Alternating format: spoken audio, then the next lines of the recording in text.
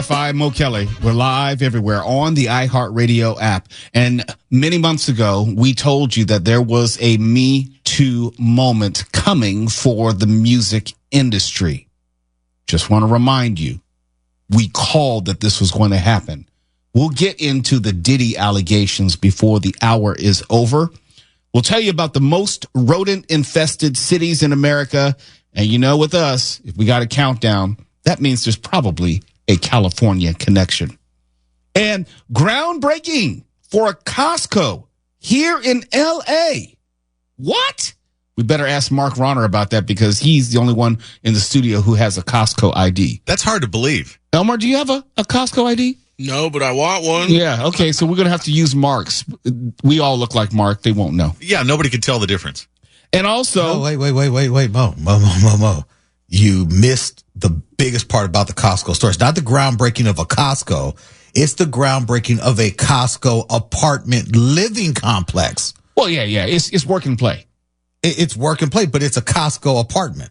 So you can live and shop and play at Costco, Mark. Mark, just wake up, go downstairs, get a hot dog. You're good. Yeah. Mark, you might want to look into that. Yeah. What have I got to lose? Yeah. Your life. We'll tell you where it's located. You walked into that one. Hey now.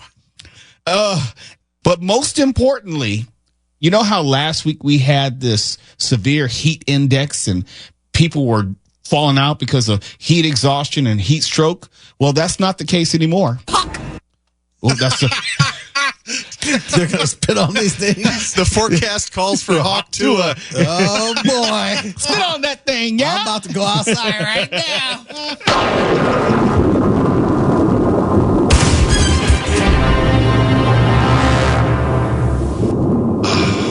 Mark, is it going to cool off tomorrow? Oh, yeah. Well, there's about a 30% chance that we'll get rain. Wait a second. Sorry, 20% chance of rain tomorrow and a 30% chance of rain Thursday.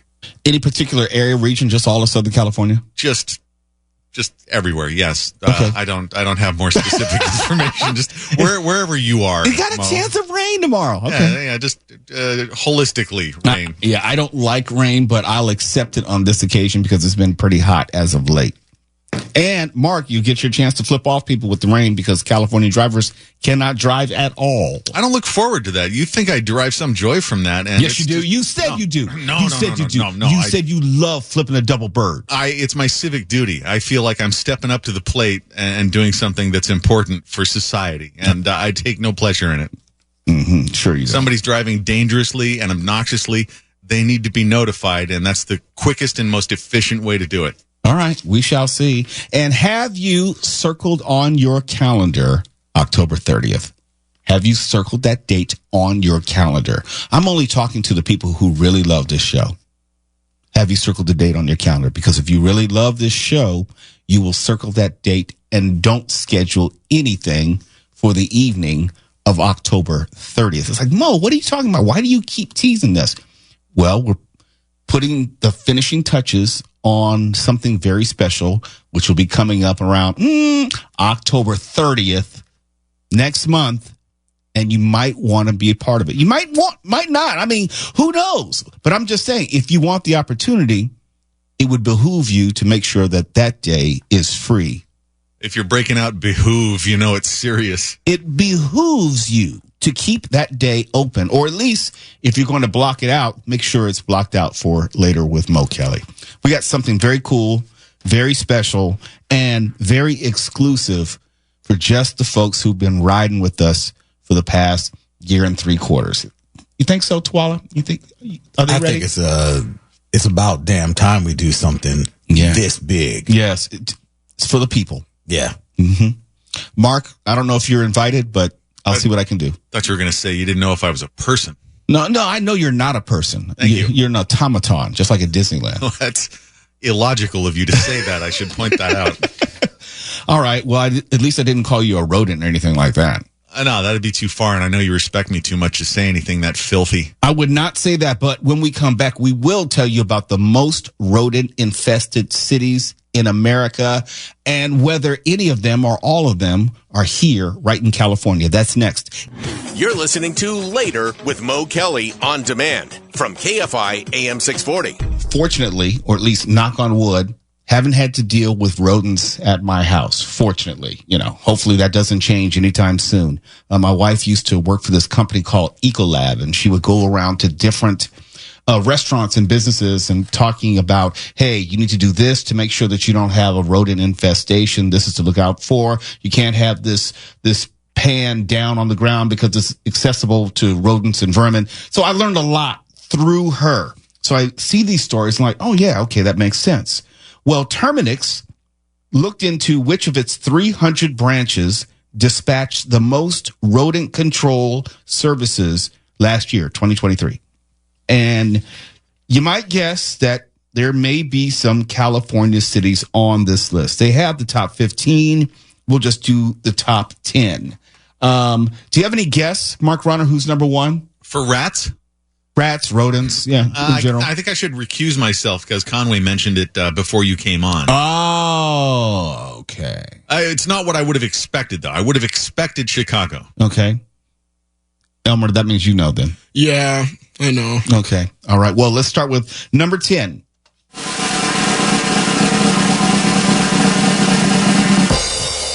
Atlanta, Georgia. Georgia.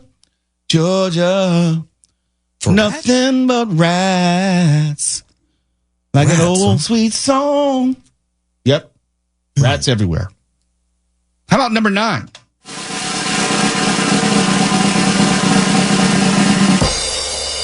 Dallas, Fort Worth. I can see that. Don't know what to make of that. Yeah. I can see that. Didn't see that coming. No, I didn't see it because I thought it'd just be a dry environment, which wouldn't be as conducive to certain rat. That weather, Rodent perfect for rats. Really? Lots of restaurants that cook outside, like grill type restaurants. Lots of rodents. All right. Big ones too. Number 8.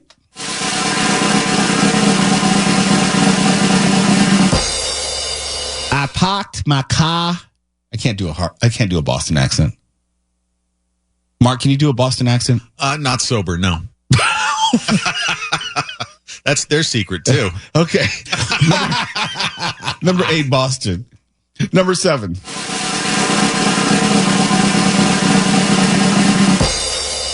Houston, Texas. Well, if you got Dallas, you might as well have Houston. Yep. Have you ever been to New York, Mark? I have, yeah. Have you been to the street which is spelled Houston? Houston? Yeah. No. They call it Houston in New York. It's Houston in Texas. Well, diversity is our strength or something like that. But I'll tell you this. I have read James Herbert's The Rats trilogy. So I feel like I've got some expertise to bring to the table here. You got way too much time. It's about giant 2-foot mutant rats who swarm people and eat them alive. It's terrific. Sounds like a great read. Yeah. You can mock it all you want, but that's some fine adult literature there. I am mocking. Number 6.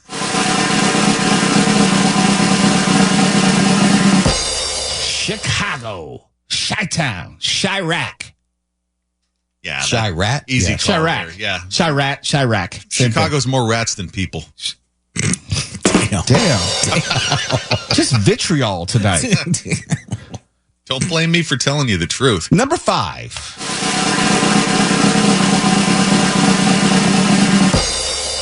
The nation's capital, Washington, D.C. Absolutely. Yeah. Without a doubt. Ne'er does a day go by where you walk outside and you don't see like a dead rat on the pavement. You'll find rats there. Not even a metaphor. No. Nope. Not at all. Not at all. They got the 2-legged rats and the 4-legged rats. Rats everywhere. Oh. Number 4.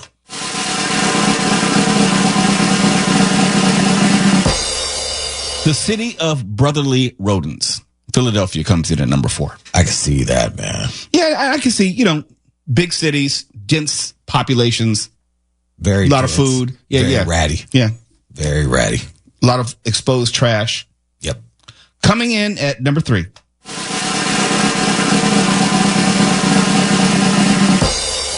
I love L.A., But the difference is with LA as opposed to a Chicago or a Philadelphia or Washington, D.C., LA is so spread out, it's not going to have the same impact as if you were in one of those dense populated cities. I thought you were going to say the rats had nicer skin.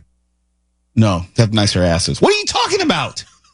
I'm surprised Burbank isn't higher on this list, if only because there isn't a night that passes that I'm not walking out of here late and the rustle of rats is happening in the bushes downstairs. No, really? Well, yes. The skitter rats and scurry. squirrels. But not at night. Squirrels these aren't squirrels at night. In those bushes down there, those are rats, good sir. Well, but the thing is, Burbank only has a population, I don't know, like 100,000 or so. So they're not going to have as many calls per capita as you would Chicago or LA or Philadelphia. Okay. Yeah. Coming in at number 2.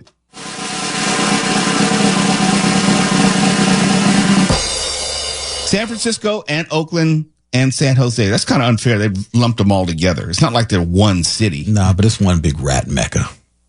Mecca. They love it. Ratopolis. In San Francisco, the rats were out. And coming in at number 1.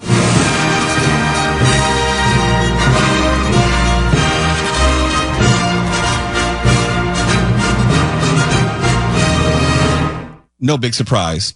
The Big Apple, New York City. They are world renowned for the size of the rats, the number of rats. I would say the anger of the rats, the criminality of the rats. Pizza Rat's their mascot, isn't it? Yes, it is.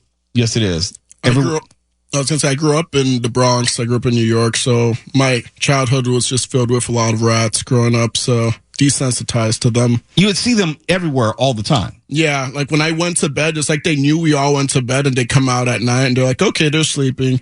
You'd hear them and I'd put my leg up because they'd brush up against you. They were fearless. Damn. Elmer, damn. They were pets. Do you need a hug, Elmer? I feel like I feel bad. It's fine. I thought you were going to say like you could feel them like scurry past the window. No, not like by a lane. Yeah. Man. So, I mean, they're not scared of you either. No, not at all. No. Not at all. Now, have you ever had to fight a rat? Yeah, or we had a lot of rat traps, so like they get stuck, but they're still alive. So Yeah. like, you have to pick them up, and they're like wiggling off. And this one rat escaped as I had him off, and like I just ran for dear life. At my last job, radio job, we had a rat infestation, and they were in the walls. We had these glue traps, and they would get stuck on the glue trap, starve to death, whatever, and die. But then they would die in the walls, and they would start decomposing. It's a smell you will never forget. Yeah, I know the smell very well. Yeah, because it's unmistakable.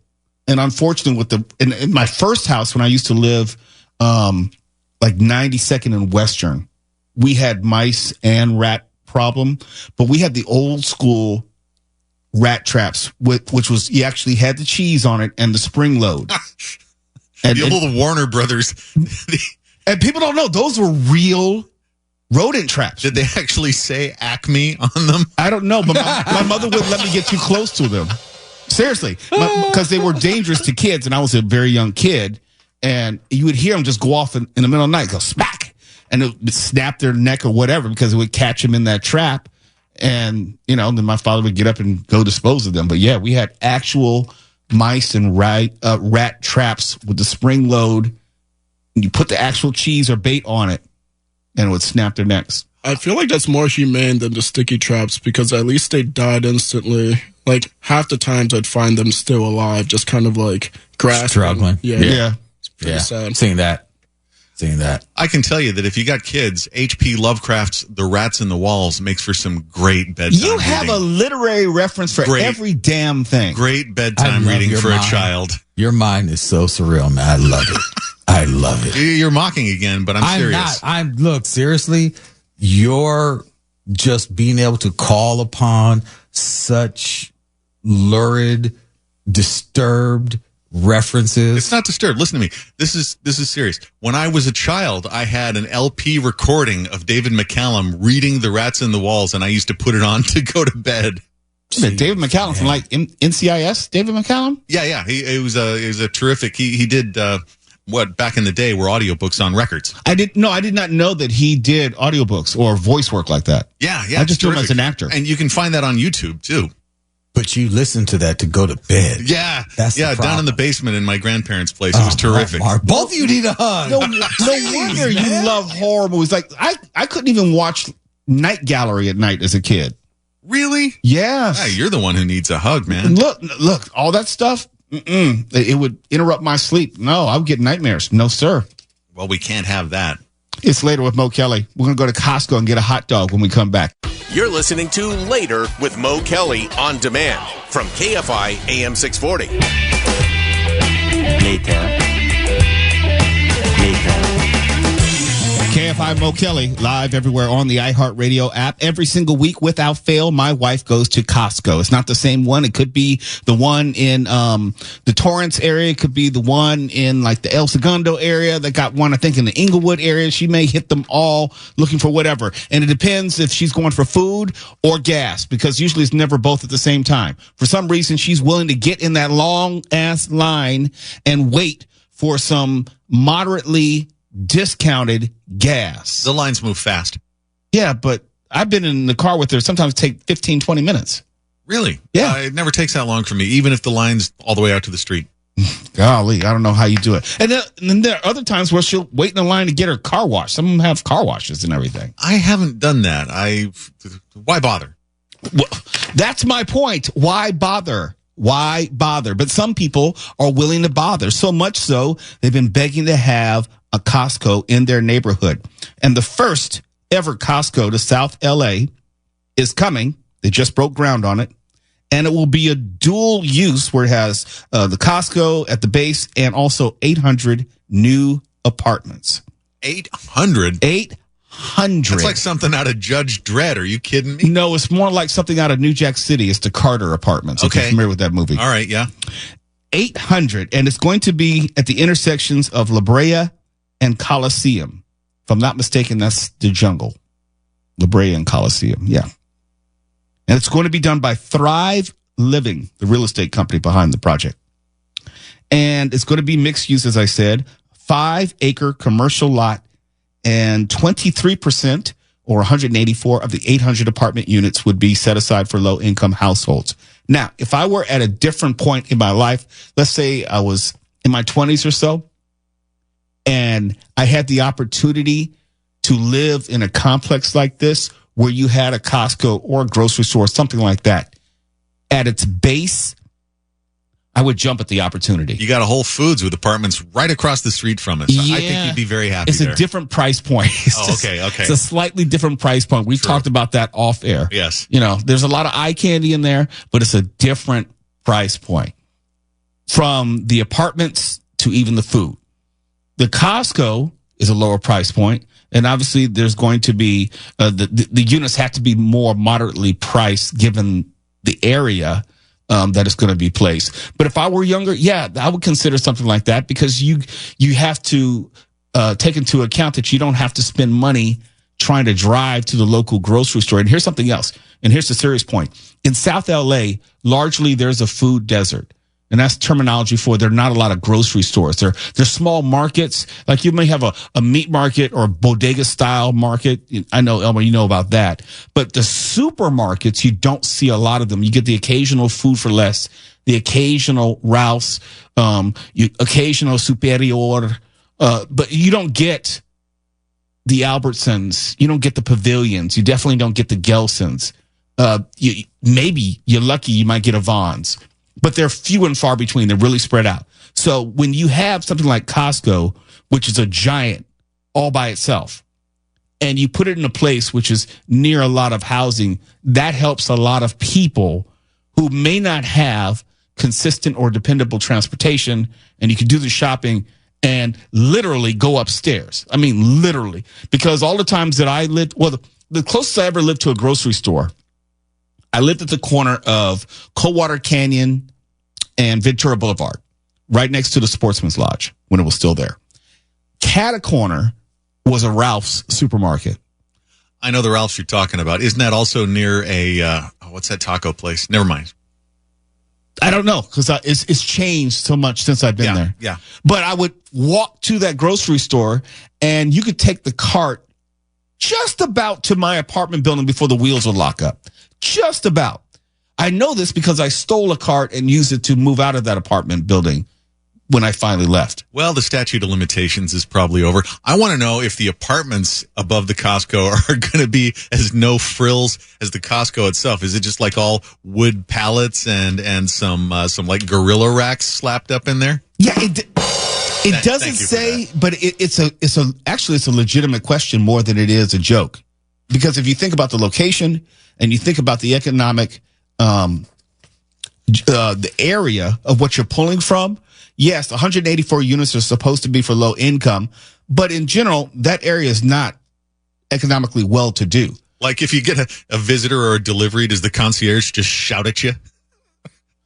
No. Mark thinks he's funny. He's not that funny. No. He's not that funny. No, this is documentary evidence here that I'm presenting. No, I'm actually kind of jealous. If I lived in the area, I would want something like that, if only because Costco, you can get a little bit of everything or a lot of bit of everything, honestly. Yeah. If you want to buy in bulk. And you don't have to struggle with just trying to get it upstairs. You could probably take one of their carts to the elevator and unload it. No, I actually dig this idea. Well, this area is right where all of the extreme cases of gentrification are happening in Los Angeles, in and around that area where you have that new thoroughfare that's being built for the metro station. The corridor, yep. And you have that multi-billion-dollar facility that's going to be built there, another live, work, play, where the cost of living there now, I know people who actually live in that area, even up to Leimert Park, who can no longer afford to be there because the median income to be there is now going to be 6 figures and above, starting just to be there. So something like this Costco complex that they're building, this is for that upper middle and upper class that will be moving into that area. The jungle is long gone. You would not recognize the area right now. Really? You would not you would say, what happened to the corner of gangbang and get shot? It is gone. No, it was called the jungle for a reason, Mark. And I know you don't live out here, but the jungle, did you ever see the movie Training Day? Yeah, of course. Okay, that was filmed.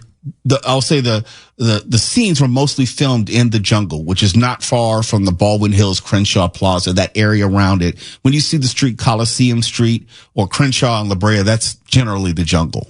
Okay, so a good place for me to be walking around in like a terry cloth polo with a Rolex. No.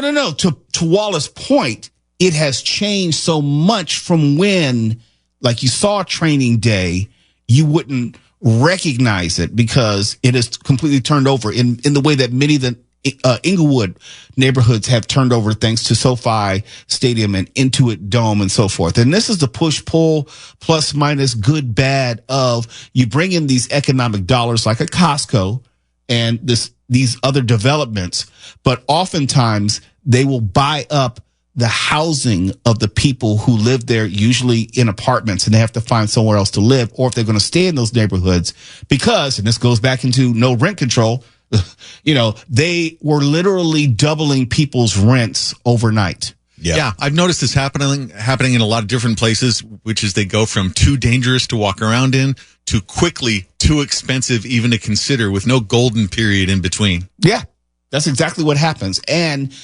since land is finite, you will have these developers creeping into these neighborhoods. It's not like they just dropped into Leimert Park. They kind of moved up to Leimert Park when you had the subway stop put in. They had a Starbucks put in, and you could see the neighborhood slowly changing. And it'd be one thing if you didn't force out the people who already live in there, but more times than not, the people are forced out because the apartments that are there are bought. They want the land, they tear down the apartments, and the people left to have to scatter to go somewhere, and they probably can't stay in those same neighborhoods because, you can't find, let's say, a one bedroom for under $1,500 now in that neighborhood. You can't. Oh, in fact, that's low. Yeah. I mean, like the one bedrooms here in Burbank are $3,500. That is true. I'm not exaggerating. I'll be buying a used RV to live in. Well, you can do better. You think? No, those are expensive, Twala. Yeah, I'm no Clarence Thomas. Yeah, Come on no. now. Give it to him. Give it to him. Come on, I'll give him that one. Okay. I don't have any patrons offering me a new one. I didn't know who that was. Don't say that out loud. Oh, Really? Don't say that out loud. what is happening? Oh, look at the time. Oh, look at that. Okay, wait. Last question. If I said John Roberts, does that ring a bell? No. Samuel Alito. No. You're killing me. Ketanji Brown Jackson. Maybe. Yeah. Maybe's a no. Amy Coney Barrett. Yeah.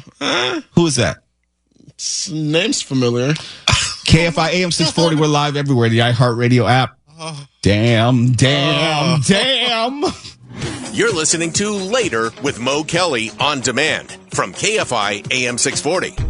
Many months ago, we were telling you, Tawala Sharp and I, we were telling you about how the Me Too movement seemingly glossed over the music industry. It was mostly TV, movies. You had people who hit more than one medium, like Bill Cosby, who was comedy and television and a little bit of movies. But largely, the Me Too movement did not get the main offenders, allegedly, in the music industry. And Tawala Sharp and I were telling you stories, couldn't give names, things that we had seen, things that we had known, things that had gone on. And the prevailing question we got from you, who may have hit us on social media, is like, well, why is it people didn't come forward? Well, unlike movie and TV, and I'm just generalizing, where people didn't come forward because they're worried about people ruining their lives and careers, in the music business, they're worried about getting killed. There was a violence variable there. You've seen the indictment now. You've seen the lawsuits confronting P. Diddy. We're talking about Molotov cocktails, guns, physical violence, verbal abuse, threats of murder, all of that. That's why people didn't come forward.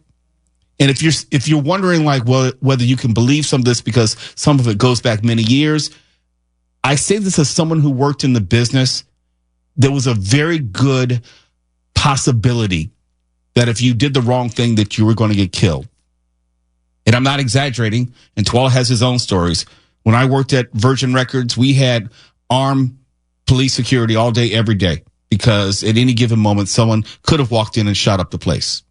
That's just the truth. It's a fact. That is a fact. I visited your offices and saw the 3-inch thick Lexan glass secure like it was a bank. Yeah. Yes. No. Very serious. That's why, and there are a lot of things, like people ask me over the years, hey, Mo, you ever going to write a book? Hell no. No. There are certain things that I know that are just going to stay with me until the day I die. Now, I have spoken up when it came to the Grammy Awards. That was relatively safe. And I talked about what I saw there, and I spoke to law enforcement about what I saw there. And if you read the news about what happened to the then Grammy chief, C. Michael Green, you know that I had something to do with that. Not the biggest role, but a role in that. But talking about P. Diddy, the other shoe now, music business, has finally dropped. He was charged today with racketeering, conspiracy, sex trafficking by force, fraud and coercion, and transportation to engage in prostitution. Stuff that we have been telling you about going on in the industry for months. I mean, just on the show, just from what we had seen, what we had known, it was routine. So when I say the Me Too movement is coming for the music industry, oh, they're going to be a bunch of other names. I'm telling you this, names that you know. Combs is also accused of narcotics offenses, arson, bribery, kidnapping, forced labor, and other stuff. Now, if you read the indictment, and I encourage you to read the indictment, it's horrid, but you need to read it. The alleged abuse is unconscionable, and it's something that you would think that it would be impossible for someone to even want to do it to someone or someone's. But yeah, it is a real thing. It's alleged to have taken place over many years, and dozens of unnamed women and men. And the DOJ has did an all call, basically like, if you know something, if you've seen something, please speak up now. Please come forward now. And I think that's part of the reason, not all the reason, but part of the reason why Diddy was remanded, so he could not have contact with witnesses or would-be victims. He would not be able to flee the country. He is a man of means.